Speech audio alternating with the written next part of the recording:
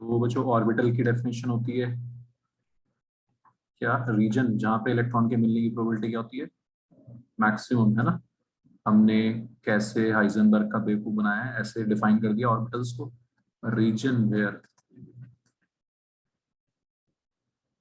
ठीक है, probability of finding electrons is maximum. तो ये हमने प्रोबेबिलिटी के हिसाब से बनाए हुए हैं जो ऑर्बिटल्स का शेप, है ना, नोड्स जो आएगा वो भी, ठीक है। तो लास्ट क्लास में हमने ये नोट कर लिया था, डेफिनेशन क्या था, region where probability of finding electron, वो रीजन, वो एरिया जहां पे इलेक्ट्रॉन की मिलने की प्रोबेबिलिटी मैक्सिमम हो उसको ऑर्बिटल बोलते हैं। जैसे 1s में इलेक्ट्रॉन कहीं पे भी, इस रीजन में कहीं पे भी उछल कूद मचा रहा होगा इलेक्ट्रॉन, तो एक short orbital is nothing but shaded region. Shaded region मतलब जो इलेक्ट्रॉन डेंसिटी, इलेक्ट्रॉन वहां पे कहीं पे भी उछल कूद मचा रहा है, alright. Shaded region means electron density. फिर हम आए थे नोड्स पे। नोड्स, रीजन वेयर, वो रीजन, वो area where probability of finding electron is zero. Probability of finding electron is zero.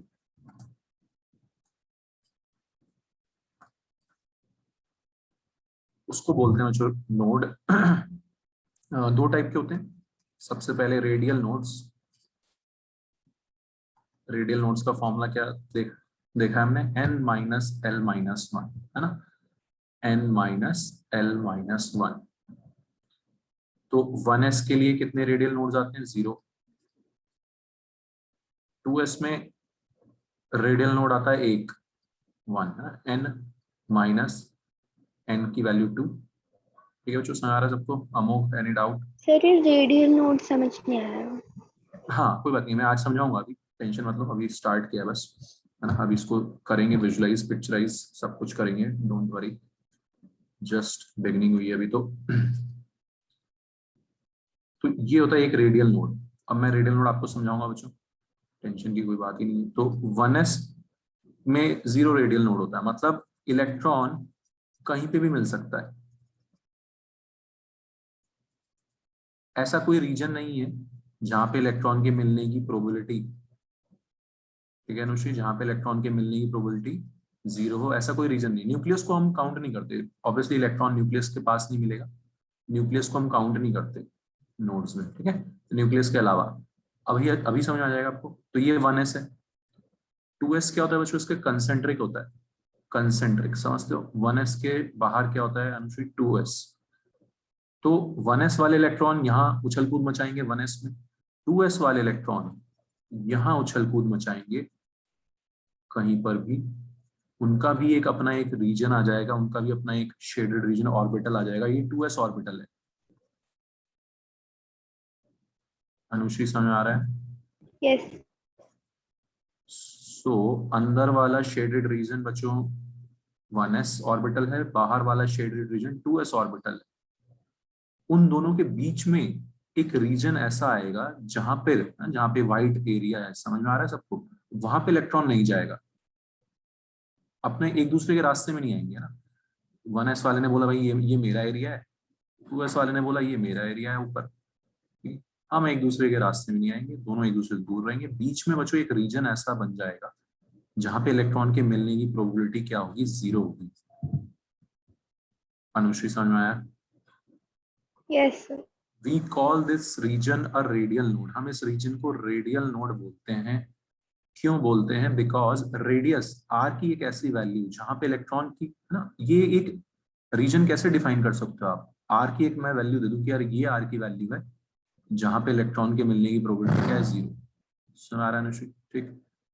तो आर की एक ऐसी वैल्यू जहां पे मैं कितना भी घूम लूं इलेक्ट्रॉन के मिलने की प्रोबेबिलिटी क्या रहेगी, 0 रहेगी। अंडरस्टूड? तो 1s और 2s के बीच में होता है ये रेडियल नोड। जो 3s में जो दो रेडियल नोड्स आएंगे, 3s का फॉर्मूला जो आ रहा है उसमें 3 माइनस एल माइनस वन, समझ में आ रही बात बच्चों? ठीक, नेक्स्ट है, एनी डाउट? अमोघ, आचमन, आचमन क्लियर है? 3s में 2 रेडियल नोड्स होते हैं, कहाँ होते हैं? एक 1s और 2s के बीच में, और एक 2s और 3s के बीच में। फिर से एक कंसेंट्रिक आ जाएगा, समझ में आ गई बच्चों कहानी सबको? ठीक है, आर एन क्लियर है? Yes sir. This is the meaning of radial node. R की एक ऐसी वैल्यू, रेडियस की एक ऐसी वैल्यू जहां पे इलेक्ट्रॉन के मिलने की प्रोबेबिलिटी क्या होती है बच्चों? 0। That is a radial node. ठीक है, तो ये देखो आप ऊपर ये जो एनसीईआरटी में डायग्राम बना हुआ है, ये क्या समझाने की कोशिश कर रहा है डायग्राम? जो 2s है, ठीक है, उसमें बीच में देखोगे आप शेडेड रीजन है, फिर बाहर शेडेड रीजन है, बीच में एक एरिया ऐसा, एक रीजन ऐसा आ रहा है जहाँ पे थोड़ा वाइटनेस है। Understood everyone? So that is a radial node. All right, clear है बच्चों? रेडियल नोड का मतलब समझ आना चाहिए आपको, और बस फॉर्मूला याद रखना है कि इसमें कितने रेडियल नोड्स होते हैं, खत्म बात।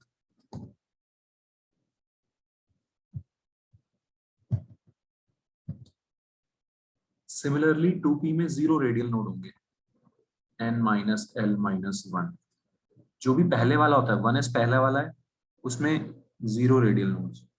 2p पहला वाला है, उसमें 0 रेडियल नोड्स। बस आपको ज्यादा नहीं, आपको फॉर्मूला, ये तो मैंने आपको समझाने के लिए ना, कोई नहीं पूछने वाला, ये सब चीजें मैंने आपको समझाने के लिए बताया है, कहीं पे मिलेगा भी नहीं आपको ये सब। ठीक है, आपको तो सिर्फ फॉर्मूला चिपकाना है। 2p में कितने रेडियल नोड्स आ गए बच्चों? 0। 3p इसका जो कंसेंट्रिक होगा उसमें एक रेडियल नोड बनेगा। कहाँ बनेगा? 2p और 3p के बीच में बनेगा। ये 3p हो जाएगा, समझ में आ रही सबको बात? ये 2p हो जाएगा, बीच में एक ऐसा रीजन आएगा जहाँ पे इलेक्ट्रॉन की मिलने की प्रोबेबिलिटी क्या होगी? 0 होगी। क्लियर है? थोड़ा सा पिक्चराइज हो गया, विजुअलाइज हो गया? Anushri, any doubt? Yes, sir. Okay, तो this is the meaning of radial node. R की एक ऐसी वैल्यू जहाँ पे इलेक्ट्रॉन के मिलने की प्रोबेबिलिटी क्या होती है? 0 होती है।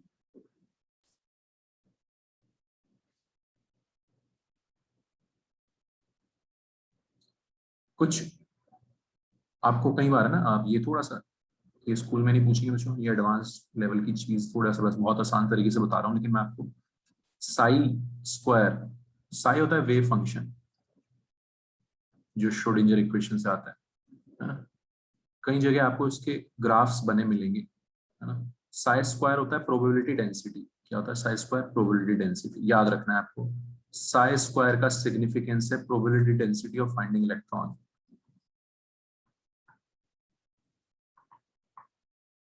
Probability density of finding electron, ठीक है? इसका जब हम आर के साथ ग्राफ बनाएंगे, है ना, तो एडवांस में ऐसे क्वेश्चन आते हैं, पहचानना कि कौन सा ग्राफ है, पहचानो, आइडेंटिफाई करो। तो मैं आपको एक तरीका बताता हूँ, इसका ध्यान रखना उसको।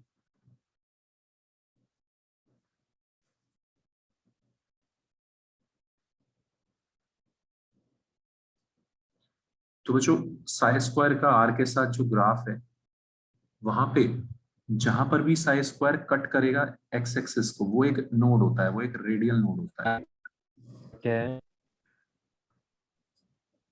फिर से पूछो, आवाज कट गई। आर क्या है? आर आर ये वही है, radius, distance, distance from nucleus, ठीक है? तो आर एन, जब हमने साई स्क्वायर का आर के साथ ग्राफ बनाया, तो जहां पर ये इसको कट करेगा एक्स एक्सिस को, मतलब क्या है वहां पे साई स्क्वायर 0 है। साई स्क्वायर 0 मतलब node, psi square is equal to 0 मतलब वो पोजीशन नोड बता रही है।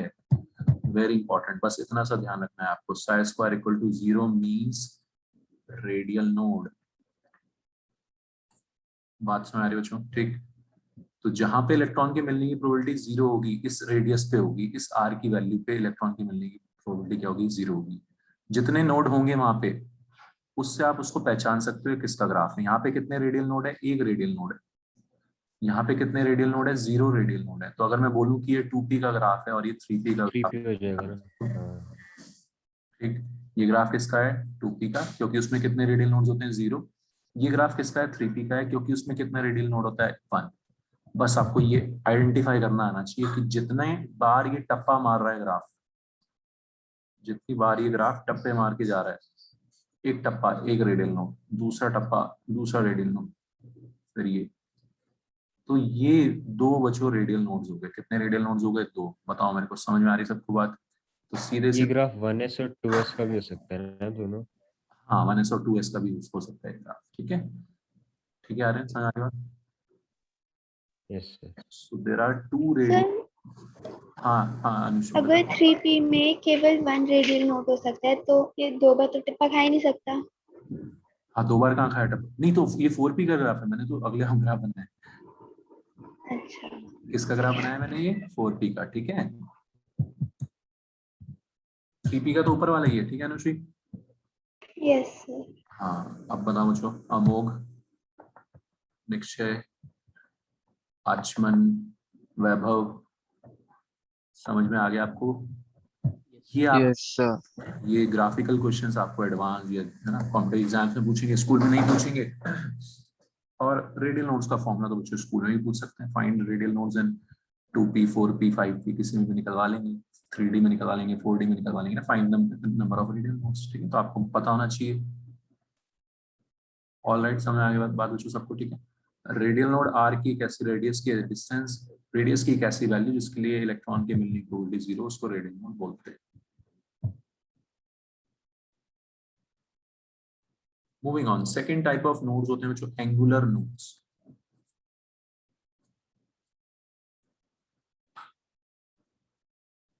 और इनको नोडल प्लेन्स भी बोलते हैं।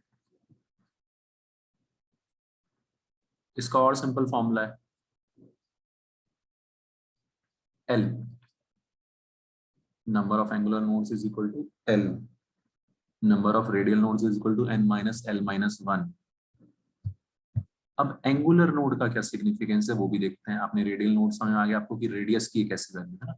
नोडल प्लेन, ये चीज आपको समझ में आप बता देगी कि एक प्लेन आएगा पूरा का पूरा, पूरा का पूरा एक प्लेन जहां पे इलेक्ट्रॉन के मिलने की प्रोबेबिलिटी क्या होगी, 0 होगी बच्चों, ठीक है। उसको एक एंगुलर नोड बोलते हैं, ठीक है। पूरा का पूरा प्लेन, ठीक है। अ plane in which probability of finding electron is 0।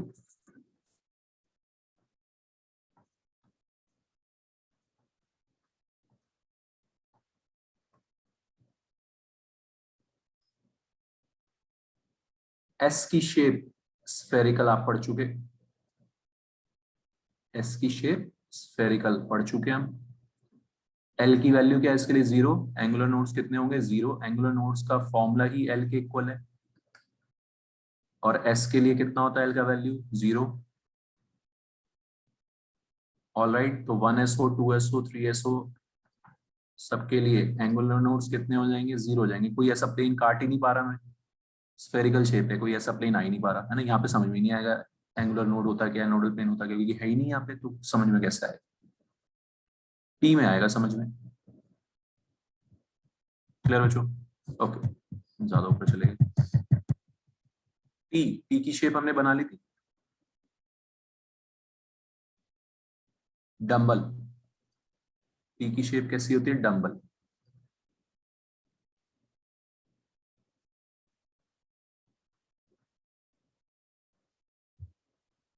ये भी बता दिया था हमने कि ये 3 डंबल होते हैं, पी ऑर्बिटल्स 3 होते हैं, p x p y p z. एक एक्स एक्सिस के लॉन्ग, किसके लॉन्ग, एक्स एक्सिस के long, p x. Angular node कितने आएंगे, 1 आएंगे यहाँ पे, क्योंकि एल की वैल्यू कितनी है, 1। बताओ जो कोई doubt?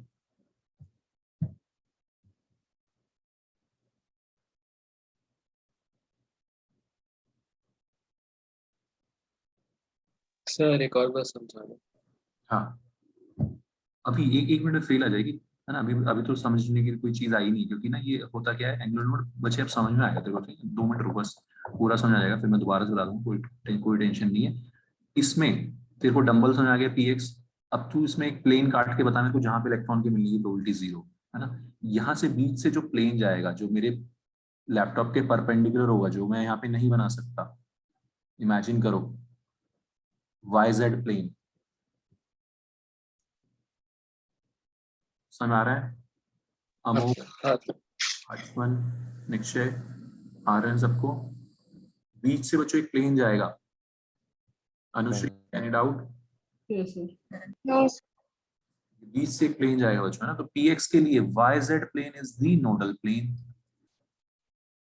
YZ plane is the nodal plane. ठीक है, अब बताओ समझ में आया? एस के लिए एंगुलर नोड ऐसा कोई प्लेन बन ही नहीं सकता, तो वहां पे समझ में ही नहीं आने की चीज थी कुछ। एंगुलर नोड्स कितने थे, नोडल प्लेन्स कितने थे? एस के लिए 0 थे। पी में बनेंगे यार। पी में पी एक्स के लिए कौन सा प्लेन आएगा? वाई जेड प्लेन, जो उसको ऐसे काटेगा बीच से, उस प्लेन पे, है ना। बेसिकली यार ये इलेक्ट्रॉन कहाँ मिलेंगे? ये जो गुब्बारे से बने हुए हैं यहाँ पे इलेक्ट्रॉन मिलेंगे, इस गुब्बारों में, है ना। तो ऐसा कोई प्लेन मैं अगर बना लूं जो इन गुब्बारों को बस कट ना करे टच करते हुए, है ना, टेंजेंशियल, टेंजेंट तो समझते हो आप, तो ये बीच वाली एक टेंजेंट जैसा हो गया।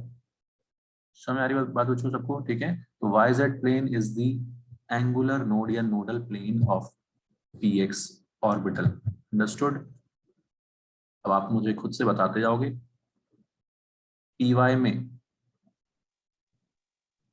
पी वाई, जेड हो जाएगा। है ना, हाँ, पी वाई में कौन सा प्लेन होगा? Nodal plane. Z x.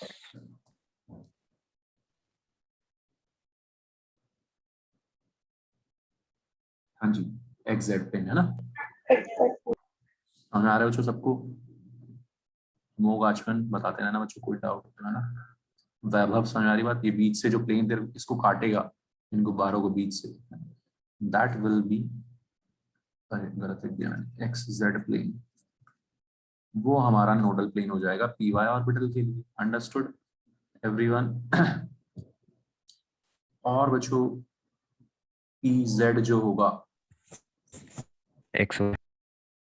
हाँ, है ना, तो जब z होगा तो एक्स वाई प्लेन हो जाएगा। पी वाई के लिए एक्स जेड प्लेन है, पी एक्स के लिए वाई जेड प्लेन है, पी जेड के लिए x y plane will be the nodal plane. आगे कहानी समझ में बच्चों सबको? ठीक है, कोई दिक्कत? बस फॉर्मूला भी समझ में आ गया आपको, आसान आसान से फॉर्मूला भी याद रखने हैं, है ना। और ये समझ के फील लेके भी अच्छा ये ऐसे नोडल प्लेन्स बनेंगे। तीनों पी में एक एक नोडल प्लेन आ गया। फॉर्मूला भी एंगुलर नोड का क्या है? पी के लिए equal to l equal to 1। Clear है बच्चों? अब आते हैं डी पे। डी 5 होते हैं, बनाए हमने। पहले मैं ये वाले उठा रहा हूँ, d x y, d y z, d d z x. Shape बना ली थी ना इनकी हमने?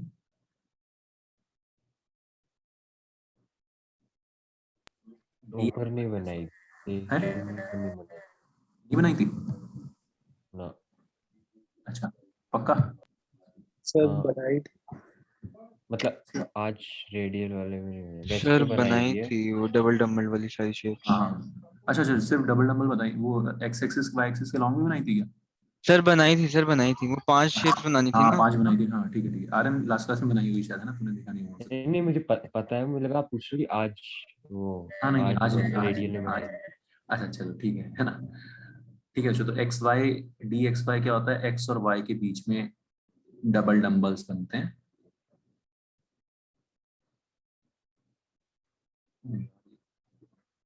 पेन टैबलेट पे बड़ा मुश्किल चित्र बनाना, अजीब और अजीब से बनते हैं, है ना। अब बताओ इसके नोडल प्लेन्स कौन बता रहा है? कौन से प्लेन्स हैं इसके, काट रहे हैं इसको? एक एक्स पहली बात तो जेड हो दो आएंगे, जाएगा एल की वैल्यू 2 और होती एक वाई है। जेड हो जाएगा। हाँ, डी के लिए एल की वैल्यू 2 होती है, तो दो नोडल प्लेन्स आएंगे। ठीक है बच्चों, ऑब्वियसली दिख ही रहा है आपको, ये जो एक्स जेड प्लेन और वाई जेड प्लेन है ना, यही काट रहे हैं इसको। ठीक है, एक्स एक्सिस वाई एक्सिस दिख रही है आपको इसको काटते हुए, तो एक्स जेड प्लेन और y Z plane. Any doubt किसी को? अनुश्री क्लियर है ये? यस तो बस ये है बच्चों, है ना। फॉर्मूला से भी, फॉर्मूले से भी हमें पता है कितने हैं। अगर फॉर्म पूछेंगे कितने हैं तो 2 हैं, पूछेंगे कौन कौन से प्लेन है तो वो भी बता देंगे यार, बिग डील। तो ये जो एक्सिस के बीच वाले होते हैं डम्बल्स, है ना, एक्स वाई वाई जेड, ये तो एक्स जेड वाई जेड यही सब प्लेन्स आ जाएंगे इनके नोड्स। बनाते जाओ जल्दी, इसके बता दो। ये क्या है? D y z, x z. और एक्स जेड के बीच में हो जाएगा डी एक्स जेड। दोनों के प्लेन्स बता दो।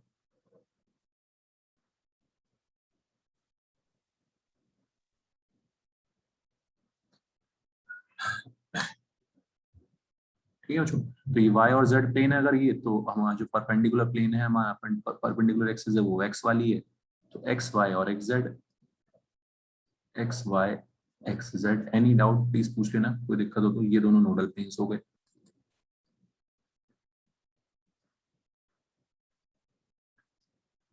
डी जेड एक्स के लिए अगर ये एक्स और जेड है, x axis y z axis है, तो वाई एक्सिस जो है परपेंडिकुलर हो जाएगी, प्लेन हो जाएगा एक्स वाई और वाई जेड।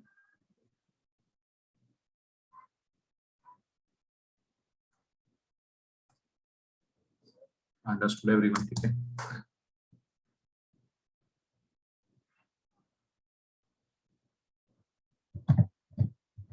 ये बच्चों थोड़ा सा ना अजीब सी चीज होती है, लेकिन आसान है, इसमें बड़ी बात नहीं, आप लोग इजीली सोच सकते हो। बस ध्यान रखना है कि एंगुलर नोड्स का मतलब है नोडल प्लेन्स, और रेडियल नोड्स का मतलब होता है आर की एक है ना डिस्टेंस, एक ऐसा जिसपे इलेक्ट्रॉन नहीं मिले।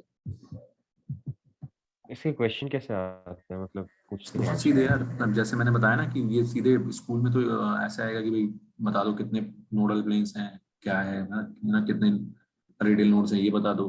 कॉम्पिटिटिव एग्जाम में भी इस टाइप के क्वेश्चन भी आते हैं, और कॉम्पिटिटिव एग्जाम में वो जो ग्राफिकल बताया मैंने वो भी आ जाता है। ठीक है। तो अच्छा, ठीक है। केमिस्ट्री के साथ बच्चों ये समझ लो आप, फायदा ये है कि बहुत अजीब गरीब सी चीज है ना, हाई फाई सी अजीब सी ना थ्योरीज है। अब लेकिन इस पे क्वेश्चन की लिमिटेशन हो जाती है, क्वेश्चन कुछ अजीब सा बाहर से नहीं पूछ सकते, पूछेंगे यहीं से नोट्स से। इसलिए केमिस्ट्री को स्कोरिंग बोलते हैं कि जो आपने नोट्स में लिखा हुआ है वहीं से आ रही है चीज, 100% गारंटी के साथ। बात समझ आ रही है मेरी? ठीक है। तो ये फायदा हो जाता है, समझ आ रही बात सबको? ठीक है, ये हमारा फायदा हो जाता है इस चीज में केमिस्ट्री में, कि जितनी ज्यादा टफ है चीज, अजीब गरीब सी चीज है, तो उतना ज्यादा उससे क्वेश्चंस की लिमिटेशन हो जाती है, वो थ्योरीज बाहर से लिमिटेड क्वेश्चंस बनते हैं बस।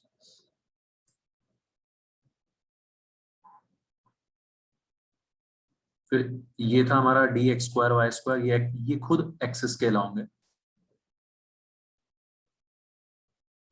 ये खुद एक्सिस के अलोंग है।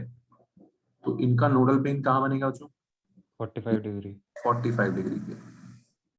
समझ में आ रहा है? इनका नोडल प्लेन बनेगा 45 डिग्री पे। ठीक है। ये खुद 45 डिग्री पे थे, x y y z z x, तो उनका नोडल प्लेन एक्सिस के अलोंग आ गया था।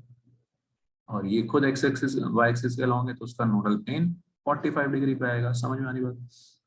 वो दो नोडल प्लेन्स आपको मैंने डॉट डॉट डॉट करके दिखा दी, नाम तो इनके कुछ है नहीं, है ना। एट 45 डिग्री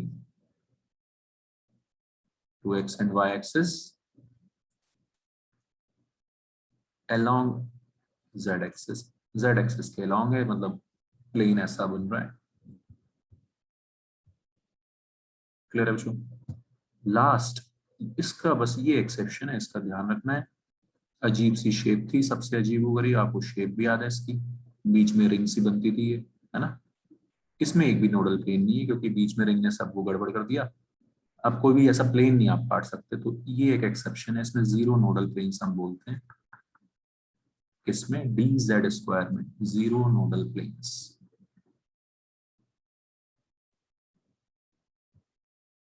हाँ जी बच्चों, समझ में आ गई सबको कहानी? ये लास्ट चीज है ना, नोड्स क्या होते हैं, नोडल प्लेन्स क्या होते हैं, एंगुलर नोड्स क्या होते हैं, ये इस चैप्टर की जो लास्ट चीज थी।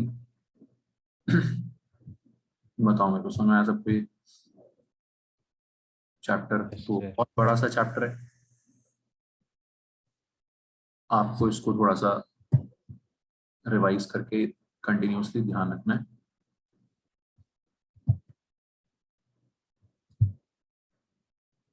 ठीक है, फाइनली ये हमारा सबसे बड़ा चैप्टर अभी खत्म। एक छोटा सा क्विक रिकैप, क्या क्या पढ़ा हमने इस चैप्टर में, क्या क्या आपको याद रखना है। ये पहली बुक का सबसे बड़ा चैप्टर है सर? हाँ, ये पहली बुक का सबसे बड़ा चैप्टर है, atomic structure.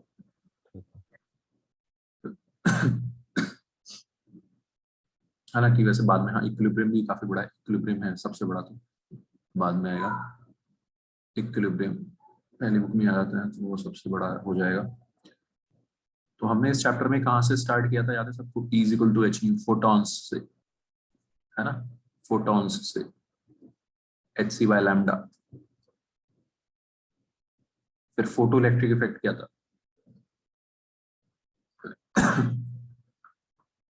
Photo electric effect क्या था, क्या होता था फोटो इलेक्ट्रिक इफेक्ट? लाइट पड़ती थी, सनलाइट पड़ती थी मेटल सरफेस पे, इलेक्ट्रॉन बाहर आ जाते थे, है ना। लाइट पड़ती थी, फोटॉन्स पड़ते थे, इलेक्ट्रॉन एनर्जी को एनर्जी मिलती थी, वो बाहर आ जाता था, एक्साइट हो जाता था। बाहर आके मूव करने लग जाता था, इलेक्ट्रिसिटी प्रोड्यूस हो जाती थी। तो kinetic energy of emitted photo electron is equal to क्या होता था, energy of one minus photon work minus work function, function. है ना। तीन फॉर्म्स थी फॉर्मूले की, H nu minus H nu naught, H C by lambda equal minus H C by lambda naught, वो threshold energy, threshold frequency, threshold wavelength.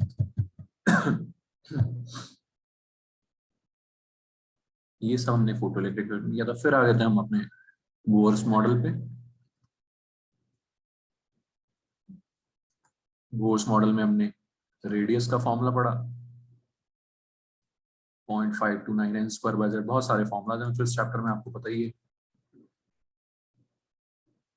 Speed का formula पढ़ा था, और सबसे इंपॉर्टेंट था एनर्जी का formula, -13.6 z square by n square electron volt. ये सब फॉर्मुलास पढ़ने के बाद हमने लेवल समझे थे कि भाई अच्छा, हाइड्रोजन में 1 लेवल, 2 लेवल, 3 लेवल, है ना, excited, ground state, first excited state, second excited state, ये सब। फिर हाइड्रोजन स्पेक्ट्रम आ गया था हमारा, लाइमन सीरीज, बामर सीरीज, आसान सा। हाइड्रोजन स्पेक्ट्रम में रेडबर्ग ने फॉर्मूला दे रखा है हमें, इस फॉर्मूले को यूज करते हुए निकालो मजे में वेवलेंथ। याद है सबको, थोड़ा थोड़ा इसको रिवाइज करते रहना, क्योंकि बहुत बड़ा चैप्टर है। देखो, है ना, 11th में, 10th और 11th में आप लोगों ने, बहुत लोगों ने सुना भी होगा यार ऑलरेडी, बहुत ज्यादा डिफरेंस किस वजह से होता है, सिलेबस बहुत ज्यादा वास्ट हो जाता है ना। 10 टाइम्स समझ लो, 10th का जो सिलेबस था ना यार, उसका 10 टाइम्स, ठीक है, इजिली 10 टाइम्स। इसलिए ये एक चैलेंज होता है 11th में, चीजें याद रखना, रिवाइज कर करके याद रखना। तो मैं बहुत ज्यादा इस चीज पे बार बार स्ट्रेस देता हूँ कि आप लोगों को रिवाइज करना है। कई बच्चे करते हैं फॉलो, कहीं नहीं करते तो थोड़ा सा फिर बाद में परेशान हो जाता है कि बहुत सारा, है ना, धीरे धीरे सिलेबस और चैप्टर्स आते रहेंगे, बढ़ती रहेंगी चीजें। तो आप लोगों को अभी भी मेरी फिर से यही एडवाइस है कि आप लोगों को, आप लोग ये पुरानी चीजों को भी कंटिन्यूसली रिवाइज करो। अगर रिवाइज करोगे आप 3-4 बार, तो आपको रिवाइज करने में टाइम लगना बंद हो जाएगा, रट जाएंगी चीजें लिटरली, ठीक है। तो रिवाइज योर नोट्स, ये काफी इंपॉर्टेंट हैबिट है। हाइड्रोजन स्पेक्ट्रम में फिर वही Lyman series, बामर series, Paschen series, number of lines कितनी बन रही है, उस सबका फॉर्मूला हमने देखा, ठीक है। फिर आ गए थे हम बोर मॉडल को डिस्कार्ड, मतलब क्यों, उसकी गलतियां किसने निकाल दी, हाइजेनबर्ग और डी ब्रोगली का फॉर्मूला था lambda is equal to h by n b. इसके फॉर्मूले में बहुत क्वेश्चंस आएंगे स्कूल में, बहुत कॉमन फॉर्मूला है, मैंने आपको काफी क्वेश्चंस कराए भी हैं इसके। और हाइजेनबर्ग का फॉर्मूला क्या था, Position of x वाला, b is equal to x upon delta x m delta b greater than equal to h by 4 pi.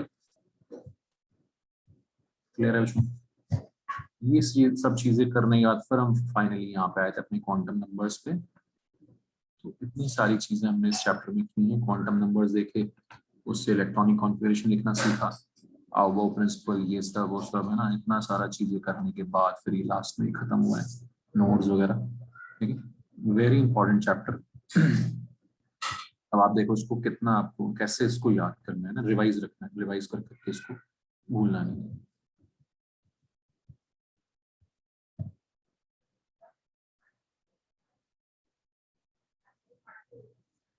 Clear है बच्चों सबको? करोगे रिवाइज, है ना?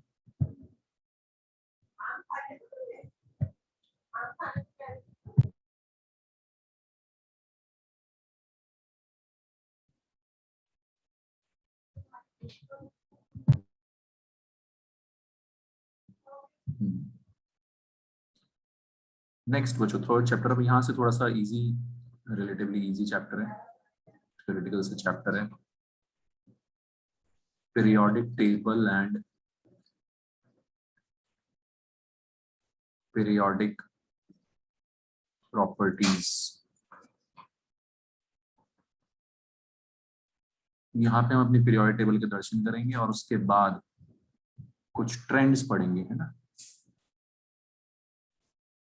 Trends in properties. कुछ ट्रेंड्स सर ये आपने, चैप्टर 3 है ना? Yes chapter 3। कुछ ट्रेंड है ना, वहाँ पे भी किए, 10th में भी किए कि भाई ऊपर से नीचे मेटालिक करेक्टर बढ़ता है, याद होगा अगर आपको तो, है ना, ऊपर से नीचे मेटालिक करेक्टर इंक्रीज होता है, वही सब चीजें हम थोड़ा सा यहाँ पे डिटेल में देखेंगे, है ना। तो पीरियोडिक टेबल के दर्शन करने से पहले, जैसे एटॉमिक स्ट्रक्चर में कहानियां थी, जो थोड़ा सा यहाँ पे अभी फिर से इनको कहानी सुनानी पड़ेगी, है ना। एटॉमिक स्ट्रक्चर में वही सब कहानियां थी, डाल्टन्स, फिर थॉमसन मॉडल, है ना, वो आपने जो 9-10 में पढ़ी हुई है, plum pudding model, watermelon model, ये फर्जी मॉडल्स, है ना। उसके बाद फिर धीरे धीरे रदरफोर्ड मॉडल पे आए थे, फिर हमने बोल्ड मॉडल स्टार्ट किया यहाँ पे। पीरियोडिक टेबल को भी हम, पीरियोडिक टेबल की जरूरत क्यों पड़ती है, बहुत सारे एलिमेंट्स हैं, है ना। तो हम बहुत सारे एलिमेंट्स हैं ऐसे, तो हम सबको याद रखते नहीं है, तो हम एक जैसी हरकत करने वालों को, एक जैसी प्रॉपर्टीज शो करने वालों को एक साथ रख देते हैं, है ना? उनको एक साथ क्लब कर देते हैं, ठीक है। तो थोड़ा सा पढ़ना आसान हो जाता है, लॉजिकल हो जाता है, ठीक है। ठीक है बच्चों, समझ आ रही बात। सारे के सारे जो क्लास के शरारती बच्चे उनको बैक बेंचर्स नीचे बिठा दिया, अच्छे बच्चे उनको आगे बिठा दिया, है ना। ऐसे ही हम पीरियोडिक टेबल में भी करते हैं, ठीक है। एक जैसी हरकत करने वालों को एक साथ क्लब कर देते हैं, ठीक है। तो जैसे फर्स्ट ग्रुप है, अभी हम देखेंगे पीरियोडिक टेबल, फर्स्ट ग्रुप है, उसमें वही lithium sodium potassium, sodium potassium आप जानते हो सब एक जैसे ग्रुप के हाईली रिएक्टिव मेटल्स होते हैं, एक जैसी हरकत करते हैं, हाईली रिएक्टिव मेटल्स होते हैं, एक साथ उनको क्लब करके एक ही ग्रुप में रख दिया, ठीक है। पढ़ाई करना, पढ़ना थोड़ा सा आसान हो गया, वरना तो इतने सारे एलिमेंट्स हैं, 109 110 कितने हैं, है ना। तो सबको एक इंडिविजुअली ना पढ़ के हमने क्लब कर दिया कि ये 7-8 एक जैसी हरकत वाले हैं, ये 7-8 एक जैसी हरकत वाले हैं। समझ आ रही बच्चों सबको कहानी। तो पीरियोडिक टेबल के लिए आपको फिर से इसकी हिस्ट्री थोड़ा सा पता ही है ऑलरेडी। डॉबरनेल ने लॉ ऑफ ट्राइड्स बनाया था, डॉबरनेल ने 3-3 को इकट्ठा किया, तो पहले एलिमेंट्स बहुत कम डिस्कवर हुए थे, तो तब तक जितने एलिमेंट्स डिस्कवर हुए थे उसके बेसिस पे ये लोग अपने अपने, है ना, स्टाइल, अपने अपने तुक्के मार रहे थे कि यार ऐसे अरेंज कर लो, वैसे अरेंज कर लो, है ना। उस टाइम तक तुक्के लग भी रहे थे, 3-3 करके अरेंज कर दिया डॉबरनेल ने। फिर वो न्यूलैंड्स लॉ ऑफ ऑक्टेव्स आया, उसने बोला कि भाई 7 रंग होते हैं, 7, हर चीज 7 सुर होते हैं, सब कुछ 7 होता है, तो हर 8वें बंदे का उसने ये तुक्का मारा, है ना। कहीं से भी कुछ उठा के साइंटिस्ट लोग तुक्के मारते थे, तो उसने बोला कि यार हर 8वें बंदे का जो प्रॉपर्टीज होंगी वो सेम होंगी, जस्ट लाइक 7 कलर्स 7 सुर, है ना। वो तुक्का तब सही भी बैठ गया, क्योंकि तब नोबल गैसेस का डिस्कवरी नहीं हुआ था, नोबल गैसेस डिस्कवर नहीं हुई थी, तो वो तुक्का भी उसका चल गया। समझ में आ रही बच्चों कहानी सबको, ठीक है। लेकिन हमें थोड़ा सा ये पुरानी वाली कहानी भी थोड़ा सा लिख लेंगे बस एक बार नोट्स में, ठीक है। फिर हम धीरे धीरे अपने, फिर उसके बाद मेंडलीव ने अपना periodic table, Mendeleev periodic table भी शायद आप 9-10 में पढ़ते हो, है ना।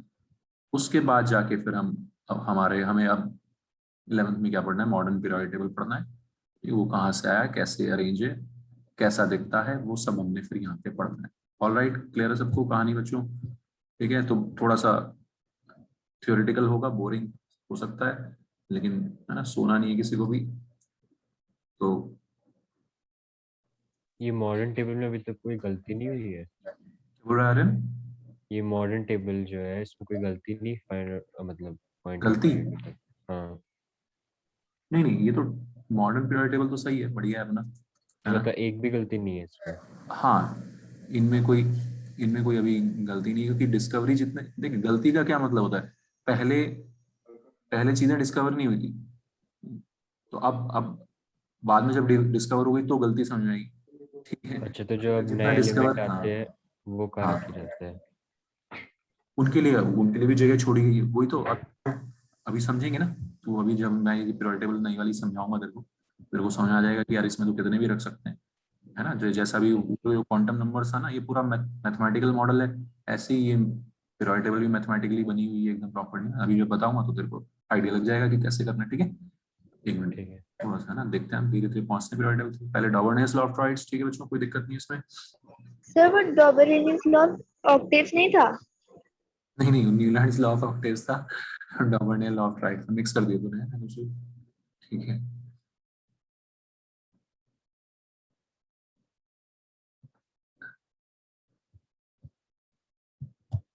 ठीक है, मिक्स कर दिया तूने, देख।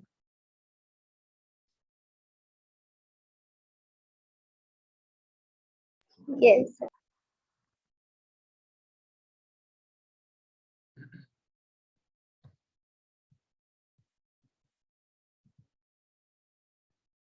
ठीक है। तो डॉबर्नियर्स ट्राइड्स हैं, lithium sodium potassium caesium strontium barium chlorine bromine iodine. ठीक है, क्या खासियत थी इनकी? फर्स्ट और थर्ड का जो है ना एवरेज होता था वो सेकंड वाले मास नंबर। तो ये पहले जो अरेंजमेंट्स होते थे बच्चों, ये सब ने एटॉमिक वेट के हिसाब से कर रखा था। किसके हिसाब से कर रखा था? एटॉमिक वेट के हिसाब से, है ना, ना कि एटॉमिक नंबर के हिसाब से। अब जो हमारी मॉडर्न पीरियोडिक टेबल है वो एटॉमिक नंबर के हिसाब से है। ठीक है, तो ये सब चीजें भी हैं।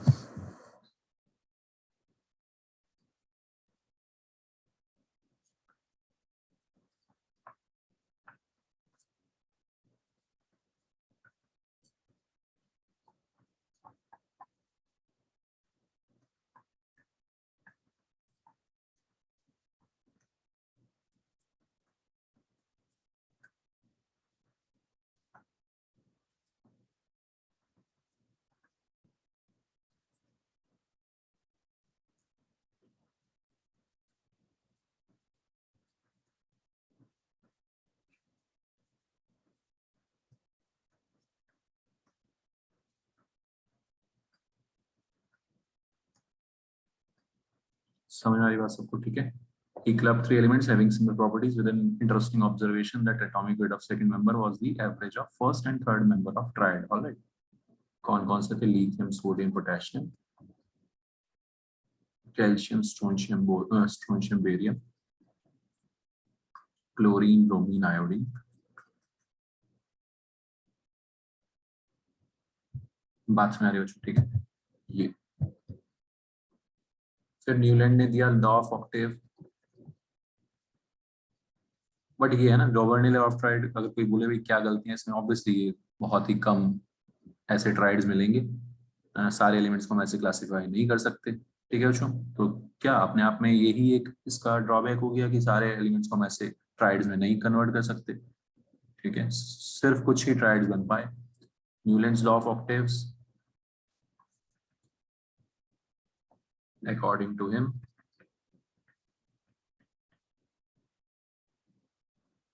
every eighth element has properties similar to first when arranged in increasing order of atomic weight.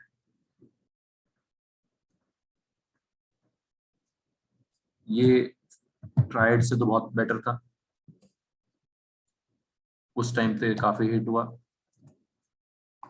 ठीक है, उस टाइम पे हिट भी काफी हुआ क्योंकि तब तक नोबल गैसेस की डिस्कवरी नहीं हुई थी। समझ में आ रही बात बच्चों? ठीक है, एक्चुअली में नोबल गैसेस को मिला के 8, आपको पता ही है, आपने जो पढ़ा है ना फर्स्ट पीरियड सेकंड। सर ये लॉ सिर्फ वो कैल्शियम तक ही तो था मेरे ख्याल से एप्लीकेबल, उसके बाद नहीं था। हाँ, वही वही मैं बोल रहा हूँ कि बहुत 2-3 जगह ही कुछ ही ट्रायल्स मिल पाए थे। अच्छा, ये इसकी बात कर रहे हैं ना न्यूलैंड्स की? हाँ हाँ, ये भी कुछ ही जगह तक एप्लीकेबल था, और वहां पर भी तभी तभी था, स्टार्टिंग में ही था, क्योंकि वो नोबल गैसेस की डिस्कवरी नहीं हुई थी। ठीक है, क्योंकि अब उसके बाद तो यार देख, lithium boron beryllium boron carbon nitrogen oxygen fluorine 3 4 7, ये 7 हो गए। अब तू 8वां लेगा सोडियम को, तो फिर वो यहाँ पे आ जाएगा। लेकिन एक्चुअली में 8वां कौन था? नियॉन था। तो अगर हम नियॉन को ना लें, नोबल गैसेस की डिस्कवरी तब तक नहीं हुई थी, तब तक तो इसकी बात यहाँ पे भी फिट बैठ रही थी पहले 2-3 ग्रुप्स तक। समझ में आ रही मेरी बात? बाद में तो ये भी गलत हो गया, बाद में तो और बेइज्जती हो गई इसकी। ठीक, जब नोबल गैसेस की डिस्कवरी हो गई तो टोटल 8 आ गए, 8 के बाद 9th एलिमेंट की प्रॉपर्टीज सिमिलर आ रही है। समझ में आ रही मेरी बात? ठीक है, तो स्टार्टिंग में ये फिर भी ठीक ठाक चला। According to it, every eighth element has properties similar to first when arranging increasing order of atomic weight. Clear हो चुकी? ठीक,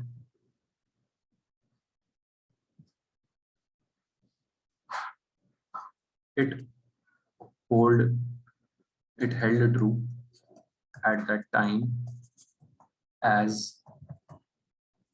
noble gases were not discovered till then.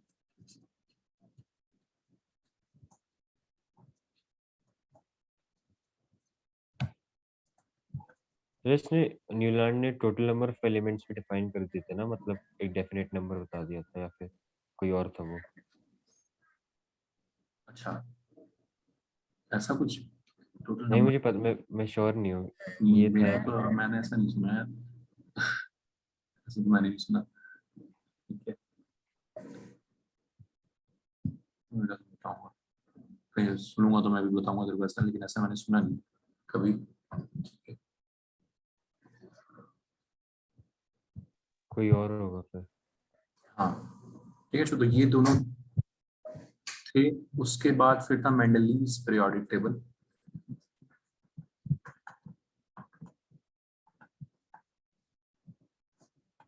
Mendeleev का जो पीरियोडिक टेबल था वो फिर भी काफी बेटर था, क्योंकि उसने बाद वालों को भी एकोमोडेट कर दिया था।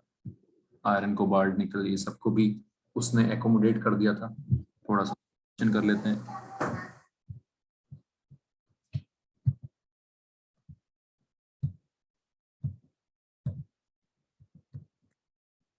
This is Mendeleev's periodic table. उसने 8 ग्रुप्स बनाए थे। उसने क्या चालाकी की, उसने 8वें ग्रुप में नोबल गैसेस तब तक डिस्कवर नहीं हुई थी, उसने 8वें ग्रुप में इन सबको उठा के रख दिया, आयरन, कोबाल्ट, निकल को, ये सब। पहले 7 ग्रुप्स नॉर्मली वही रखे, beryllium, lithium, beryllium, boron, carbon, nitrogen. तो ये काफी अच्छा अटेम्प्ट था, काफी कुछ इसमें सही था। और इसने फ्यूचर में जो डिस्कवर होंगे, सबसे इम्पोर्टेंट पॉइंट इसमें जो ध्यान रखना है अपने को वो ये कि इसमें फ्यूचर में जो डिस्कवर होंगे उनके लिए भी जगह छोड़ दी थी, है ना। जैसे इसने एल्यूमिनियम के नीचे एका एल्यूमिनियम, सिलिकॉन के नीचे एका सिलिकॉन। तो जर्मेनियम को उसने क्या बोला था, एका सिलिकॉन, जो बाद में डिस्कवर हुआ, तब तक डिस्कवर नहीं हुआ था। ठीक, समझ में आ रही बात बच्चों सबको, कोई दिक्कत। He left the gap under aluminium and a gap under silicon and called these elements eka aluminum and eka silicon. Mendeleev predicted not only the existence of gallium and germanium but also described some of their general physical properties. Same group वालों की उसने properties भी define कर दी थी, तो काफी कुछ उसने सही से अरेंज कर दिया। एक और भी तो था शायद, एका का। ये रहे सारे एका 3 थे ना, ये 2 थे। तो 2 ही थे यार, जर्मेनियम predicted or found।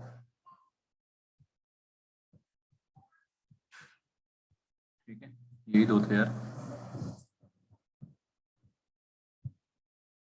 ठीक है बच्चों, तो Mendeleev periodic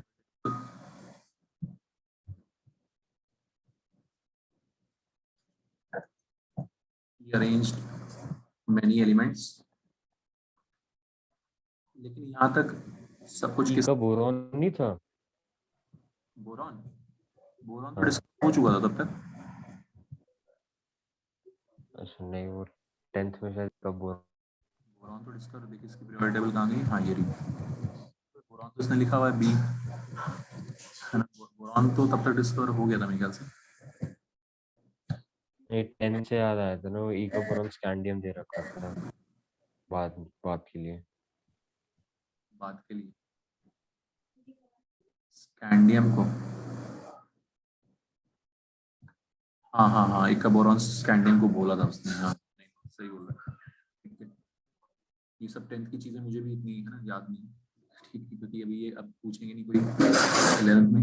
He arranged many elements in increasing order of atomic weight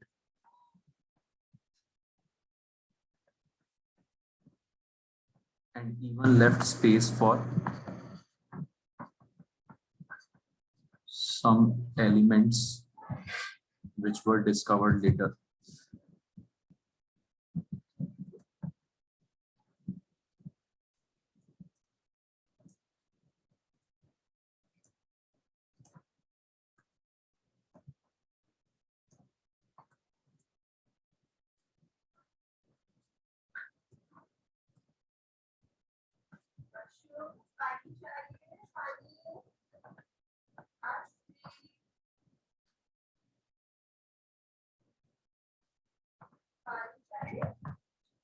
ठीक है, तो ये होगी बच्चों पुरानी कहानी 9th-10th की।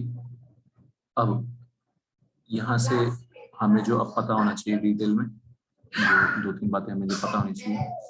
सबसे पहली बात तो ये कि मॉडर्न पीरियोडिक लॉ, इससे पहले तक मॉडर्न पीरियोडिक लॉ से पहले तक सब लोग क्या कर रहे थे, एटॉमिक वेट के बेसिस पे अरेंज कर रहे थे। किसके बेसिस पे अरेंज कर रहे थे, एटॉमिक वेट के बेसिस पे। लेकिन हेनरी मोजले ने मॉडर्न पीरियोडिक लॉ दिया कि हमें एटॉमिक वेट नहीं, एटॉमिक नंबर के बेसिस पे अरेंज करना चाहिए, उससे ज्यादा सही अरेंजमेंट आएगा, जो कि आज तक ऑब्वियसली ट्रू है और आपको पता भी है रीजन। ठीक है, तो हेनरी मोजले ने कैसे ये लॉ दिया वो थोड़ा सा ध्यान रखना। उसने एक एक्सपेरिमेंट किया था, उसने कैरेक्टरिस्टिक एक्सरेज की determined frequencies of characteristic X rays. हर एक एलिमेंट की अपनी एक कैरेक्टरिस्टिक एक्सरे होती है।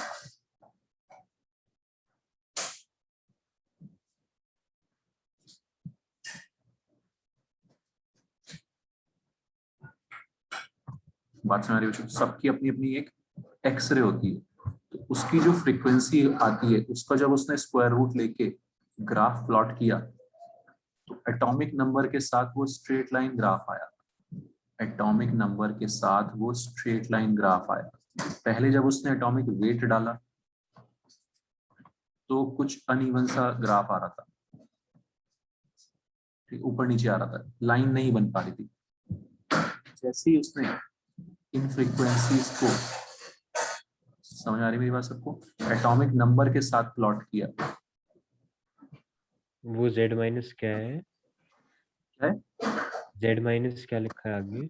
ये तो ए और बी तो कांस्टेंट्स है।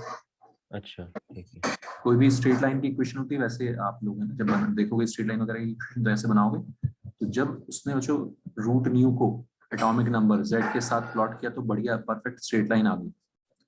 फिर उसने लॉ दिया कि यार ये z is better for arrangement of elements rather than atomic weight. समझ में आया कहाँ से दिया उसने ये लॉ? उसने फ्रीक्वेंसीज को प्लॉट किया, ग्राफ बनाया फ्रीक्वेंसीज का, एक बार एटॉमिक वेट के साथ, एक बार एटॉमिक नंबर के साथ। बच्चों समझ में आ रही सबको कहानी? ठीक है, अमोघ, आचमन, ये देखना ना। In 1913, Henry Moseley observed regularities in characteristic X-ray spectra of elements. A plot of root nu against atomic number gave a straight line, and not the plot of root nu versus atomic mass. समझ आ गई? He thereby showed that the atomic number is a more fundamental property of an element than its atomic mass. All right. उसने हर element की frequency calculate की? क्या आदम? उसने मतलब हर element की frequency calculate की क्या? मतलब वो एलिमेंट की एक्स-रेज की, एलिमेंट की एक्स-रेज, where mu is अच्छा frequency एक्स-रेज emitted, ठीक है? हर एलिमेंट ना एक्स-रेज एमिट करता है। कैसे करता है? जब हम उसके ऊपर अल्फा पार्टिकल्स बॉम्बार्ड कराते हैं बहुत तेजी से, ना, ये सब थोड़ा सा हाई लेवल की चीज है। जब उसके ऊपर बहुत तेजी से अल्फा पार्टिकल्स बॉम्बार्ड कराते हैं तो वो एक्स-रेज एमिट करते हैं। ठीक है। ठीक है यार, तो उनकी फ्रीक्वेंसीज उसने नोट की। ठीक है, तो वहां से फिर पीरियोडिक, मॉडर्न पीरियोडिक लॉ दिया कि physical and chemical properties of elements are periodic functions of their atomic numbers and not mass numbers. Alright, ठीक है बच्चों, सबको समझ आ गई कहानी की कहाँ से ये रूल आया कि भाई हमें एटॉमिक नंबर के हिसाब से अरेंज करना चाहिए। ठीक है अनुश्री, समझ आ गया? वैभव? Yes.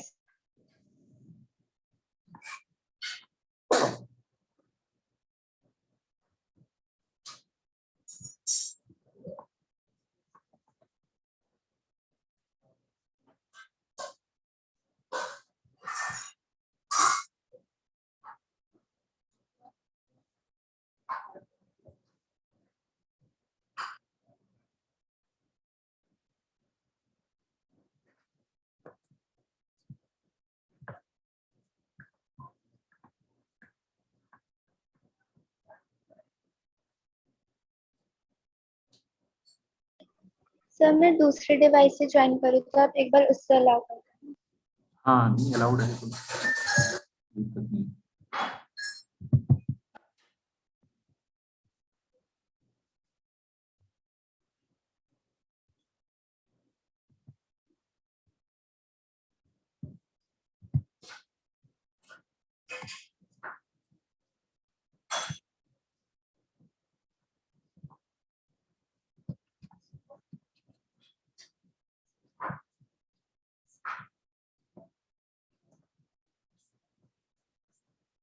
तो ये थोड़ा सा थ्योरेटिकल है, थोड़ा सा बोरिंग सा है, बस थोड़ी देर में भी इंटरेस्टिंग चीज स्टार्ट हो जाएगी। ठीक है, properties are periodic function of their atomic numbers. Properties of elements are periodic function of their atomic numbers and rather than atomic weight. Henry Moseley proposed this law when graph of root nu with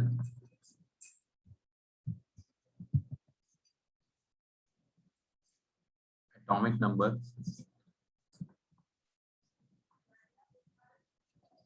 came out to be a straight line.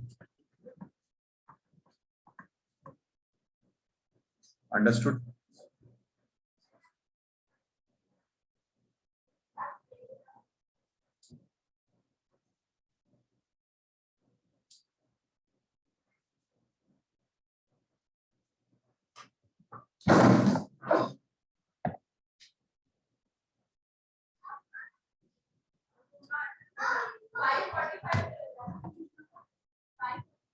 ठीक है, okay.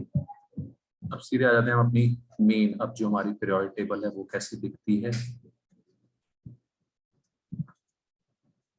अब इसको हमें समझना है, ध्यान रखना है, दिमाग में बसा लेना है।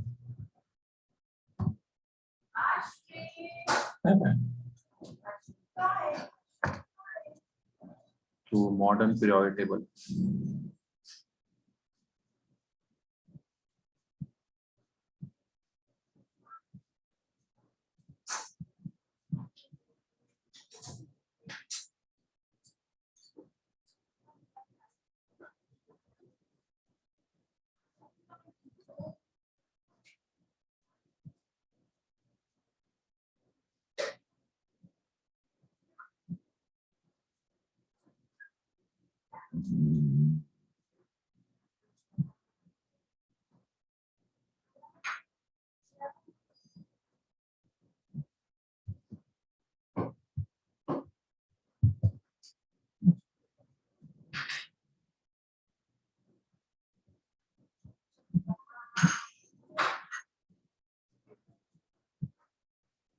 तो हमारी मॉडर्न पीरियोडिक टेबल में जो क्या सीन है कि 18 वर्टिकल कॉलम्स हैं जिनको ग्रुप्स बोलते हैं। First group, second group, 18 vertical columns है। कितने वर्टिकल कॉलम्स हैं? 18। मेरे पास आई क्या देख लो तुम एक बार।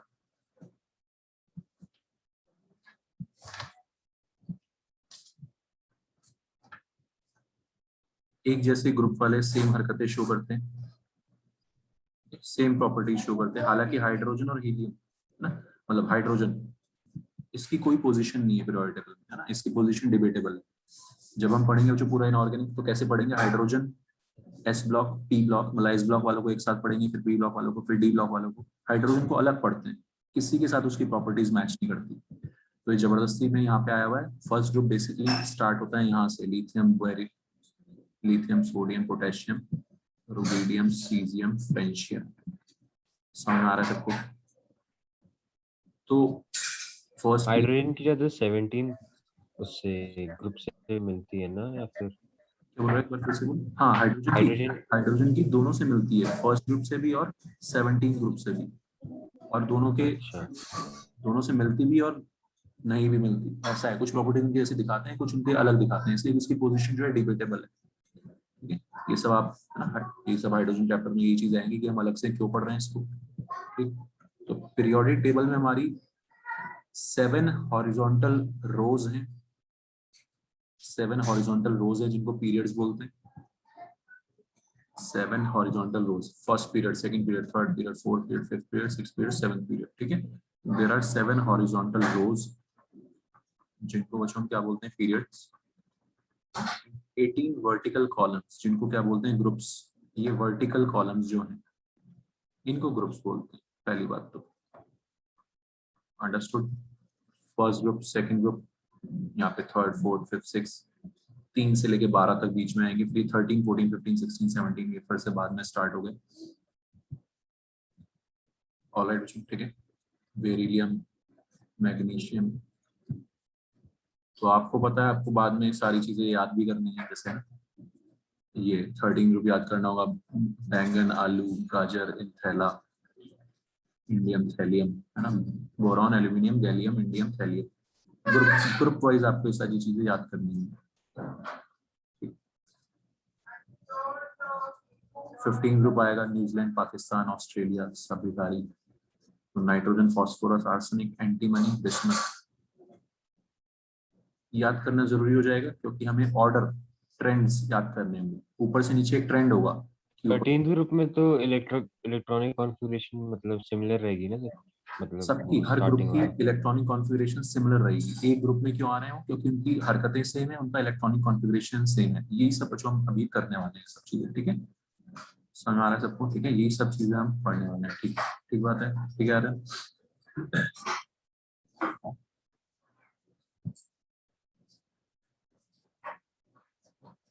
ऑक्सीजन, उससे टेपो, ठीक, क्लोरीन, क्लोरीन, ब्रोमीन, आयोडीन, एटमियम जो भी है, इस तरह से।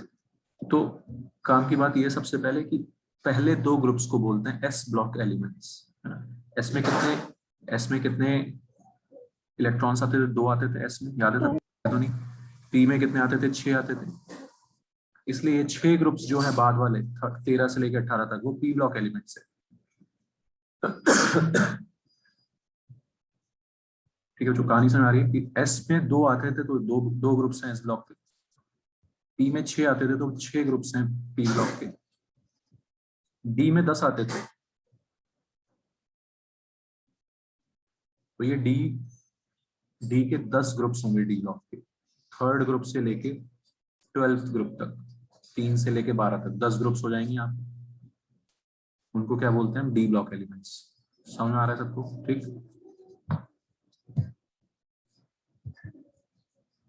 एफ के लिए 2 नीचे ब्लॉक्स अलग से रखे हुए हैं, एफ ब्लॉक के। आप पीरियोडिक टेबल देखोगे तो नीचे एफ के 2 ब्लॉक्स अलग से पड़े होंगे, लेंथेनॉइड्स, एक्टिनॉइड सीरीज बोलते हैं, क्या बोलते हैं इनको, लेंथेनॉइड, एक्टिनॉइड सीरीज।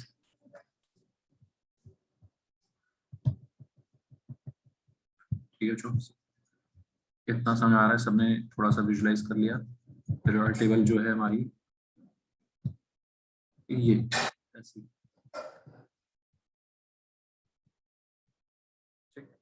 पहले 2 ग्रुप्स एस ब्लॉक के होते हैं, तो इसमें हाइड्रोजन को अलग से रखा हुआ है। मैंने वहां पे हाइड्रोजन को वहां पे बना दिया, लेकिन इन्होंने कहाँ दिखाया, अलग से दिखाया है, वहां पे नहीं दिखाया।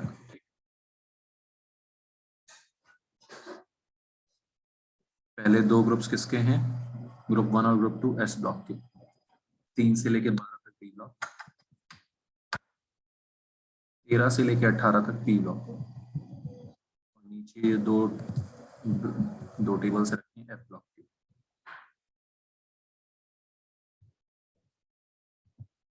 क्लियर है जो सबको कहानी है ना। बताओ अमोक, समझ आ रहा है सिलिकॉन और जर्मेनियम डार्क ग्रे क्यों है राइट में? क्या है? डार्क ग्रे क्यों है वो सिलिकॉन और जर्मेनियम राइट में? नहीं नहीं, उसी जो आप बुक दिखा रहे थे उसी में। अच्छा वहां पे, अच्छा एक सेकंड, अच्छा वो ये हाँ। यहाँ से वो हो गए शुरू, है ना, ये जो है वो है, क्या बोलते हैं इनको, मेटलॉइड्स, ठीक है, सुना रहा नहीं है नहीं, मैं कह रहा मेटल्स। हूँ सिलिकॉन और जर्मेनियम और आर्सेनिक वो वाला, ये वही डार्क तो ग्रे बता, क्यों है? मैं भी वही बता रहा हूँ कि ये मेटलॉइड्स हैं। अच्छा अच्छा, ठीक है, मुझे लगा आपका कर्सर बीच क्लासिफाई में कर रखा दिया था। है, ठीक है, ये बीच में ठीक कुछ ये मेटलॉइड्स हैं जिनको उन्होंने अलग से वो किया है, डार्क किया है। आ रही है उसमें? ठीक है। ठीक है, आर्यन समझ आ गया, हाँ ठीक है सर। मेटलॉइड्स हैं इसलिए इनको अलग से डार्क से किया है। तो कितना समझ आ गया बच्चों सबको, पिक्चर क्लियर हो गई कि S block, P block, d block. आखिरी इलेक्ट्रॉन जब एस में जाएगा, आखिरी इलेक्ट्रॉन जब एस में जाएगा तो उसको एस ब्लॉक एलिमेंट बोलते हैं। यहाँ पे सारे इलेक्ट्रॉनिक कॉन्फ़िगरेशन सिमिलर होंगे। लिथियम के लास्ट में आएगा 2s1, लास्ट वाला है वो एफ ब्लॉक है? हाँ नीचे एफ ब्लॉक, किस सर? ब्लॉक, ठीक है। तो जैसा अभी आर्यन ने बोला था कि सबकी इलेक्ट्रॉनिक कॉन्फ़िगरेशन एक जैसी होगी, सबके लास्ट में सोडियम के लास्ट में 3s1 आएगा, पोटेशियम के लास्ट में 4s1 आएगा, रुबिडियम के लास्ट में 5s1 आएगा, सीजियम के लास्ट में 6s1 आएगा, फ्रेंशियम के लास्ट में 7s1 आएगा। समझ आ रहा है बच्चों? सिमिलरली 2s2 3s2 4s2 ऐसे। ये सारा का सारा इलेक्ट्रॉनिक कॉन्फ़िगरेशन का खेल है। अभी हम इनकी पोजीशन भी बताएंगे ढूंढ ढूंढ के। कहाँ से? इलेक्ट्रॉनिक कॉन्फ़िगरेशन लिखने के बाद। बताओ मेरे को, समझ आ रही है यहाँ तक बात सबको? ठीक। ये सिमिलरली बोरॉन वाले सारे 2p1 3p1 इस तरह से, वो 2p2 3p2 इस तरह से। एकदम लॉजिकल तरीके से बनी हुई है पीरियोडिक टेबल। जैसे हमारा लॉजिकल था इलेक्ट्रॉनिक कॉन्फ़िगरेशन, वैसे ही लॉजिकल तरीके से, मैथमेटिकल तरीके से पीरियोडिक टेबल बना हुआ है। ठीक है, आ रहे हैं, समझ आ रहे हैं? Yes sir. आखिरी इलेक्ट्रॉन बच्चों जब s में जाता है तो उसको बोलते हैं s ब्लॉक, आखिरी इलेक्ट्रॉन d में जाएगा तो d ब्लॉक, आखिरी इलेक्ट्रॉन p में जाएगा तो p ब्लॉक, और आखिरी इलेक्ट्रॉन f में जाएगा तो f ब्लॉक एलिमेंट हो जाता है। अंडरस्टूड? सो सबसे पहले क्या याद रखना है? There are 18 vertical columns known as groups and 7 horizontal rows known as periods. Okay, ठीक है बच्चों?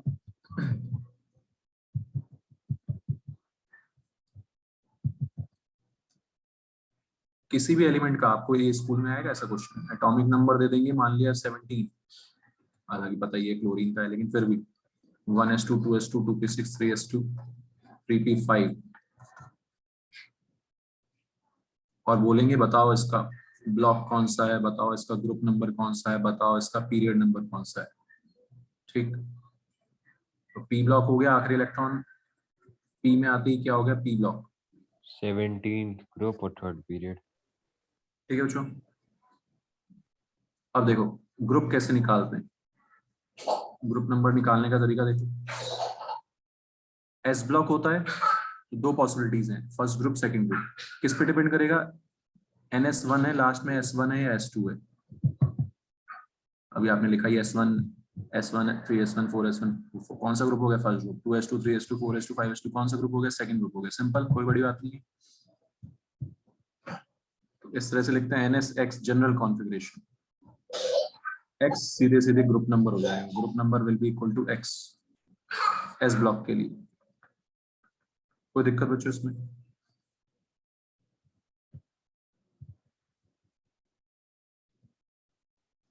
तो इलेक्ट्रॉनिक कॉन्फ़िगरेशन लिखेंगे, अगर एस ब्लॉक का होगा तो हम ये कर देंगे, अगर पी ब्लॉक का होगा तो इलेक्ट्रॉनिक कॉन्फ़िगरेशन जो जनरल होता है NS2 NPX। पी में कुछ भी होगा, P1 P2 P3 P4, आखिरी इलेक्ट्रॉन पी में गया है। P1 का मतलब ग्रुप 13, P2 का मतलब ग्रुप 14, P3 का मतलब ग्रुप 15। कहानी समझ आ रही है? लॉजिक समझ आ रहा है? 12 ऐड कर देंगे, क्योंकि पहले 12 ग्रुप्स किसके हैं बच्चों? S और D के, 2 S के 10 D के। पहले 12 ग्रुप्स तो S और D ने भर दिए यार। हमारा P कहाँ से स्टार्ट हुआ है? 12 के बाद स्टार्ट हुआ है 13 से। ठीक है, तो जो भी आ रहा होगा उसमें 12 ऐड कर देंगे। P1 है तो 13 ग्रुप हो गया, P2 है तो 14 ग्रुप हो गया, P3 है तो 15 ग्रुप हो गया, P4 है तो 16 ग्रुप। समझ में आ रही कहानी? ठीक, बहुत आसान है। सो P ब्लॉक के लिए ग्रुप नंबर क्लियर है? अनुश्री समझ आ रहा है? Any doubt? No sir. D block, d block का जनरल कॉन्फ़िगरेशन ऐसे लिखते हैं NS2 N-1 D। ऐसे क्यों लिखते हैं? क्योंकि 4s के बाद 3d बढ़ता है। आपने इलेक्ट्रॉनिक कॉन्फ़िगरेशन लिखना सीखा, ये 4s के बाद क्या बढ़ता है? 3d। ठीक, 5s के बाद बढ़ता है 4d। तो इस तरह से लिखते हैं NS2 N-1 DX। कोई बड़ी बात नहीं है, हो जाएगा सिंपल। ओके, अब क्या करेंगे? इसमें कितना ऐड कर देंगे? 2 ऐड कर देंगे। पहले दो ग्रुप्स किसके हैं? S के हैं। D1 कहाँ से स्टार्ट होगा? थर्ड ग्रुप से स्टार्ट होगा। जो भी D में है, जितने भी इलेक्ट्रॉन्स आ रहे होंगे उसमें सीधे सीधे उठा के जो क्या कर देंगे हम? 2 ऐड कर देंगे। बताओ समझ आ रहा है? कोई दिक्कत नहीं है, सिंपल। ये पहली चीज, ग्रुप नंबर कैसे निकालना है ना? तो बताओ, ये 17 5 3p5 आ रहा है, कौन से ग्रुप में जाएगा? 12 + 5 17। 12 + 5 17 ग्रुप का एलिमेंट है, क्लोरीन है। ऐसे हम बहुत सारे एलिमेंट्स की प्रैक्टिस करेंगे। नेक्स्ट क्लास में निकालेंगे सबका group number, period number, block number. ये छोटी सी चीज स्कूल में भी आएगी, लोकेट करना कहाँ पे है हमारा। एक बार डी ब्लॉक को वापस बता दो क्या? हाँ, डी ब्लॉक देख, डी ब्लॉक आर्यन पहली बात तो डी ब्लॉक जो है 4s के बाद 3d बढ़ता है ना, किया है ना हमने इलेक्ट्रॉनिक कॉन्फ़िगरेशन, ठीक है। हाँ अच्छा, दूसरी बात आर्यन पहले 2 ग्रुप भर गए इससे, तो जो 3d1 आएगा वो कहाँ आएगा, 3rd ग्रुप में आएगा, 3d2 आएगा कहाँ आएगा, 4th ग्रुप में आएगा, तो 2 ऐड कर दे, जितना भी डी के ऊपर लिखा हुआ है उसमें क्या ऐड कर देगा, तो 2 ऐड कर देगा, क्योंकि पहले 2 ग्रुप एस के हैं। समझ में आ गई बात, ठीक है। सिंपल। तो डी एक्स उसमें हम वो ऐड कर दें। क्लियर है बच्चों, तो ये सब आप एक बार देख लेना आज, ये इसके ऊपर हम नेक्स्ट क्लास में इसके क्वेश्चंस भी करेंगे, है ना, और डिटेल में इसको यहाँ से थोड़ा सा ये इजी और इंटरेस्टिंग चीजें हैं सारी। ओके चलो, समझ आ गया, कोई डाउट? अमोघ बताते रहा करो यार, निश्चय बात बताते रहा करो, बातें करते रहा करो, ना चुपचाप मत बैठे करो, है ना। No doubt. लगता है कि सो तो नहीं गए है ना। चलो okay, bye Ajay. Bye. Thank you sir. Sir thank you.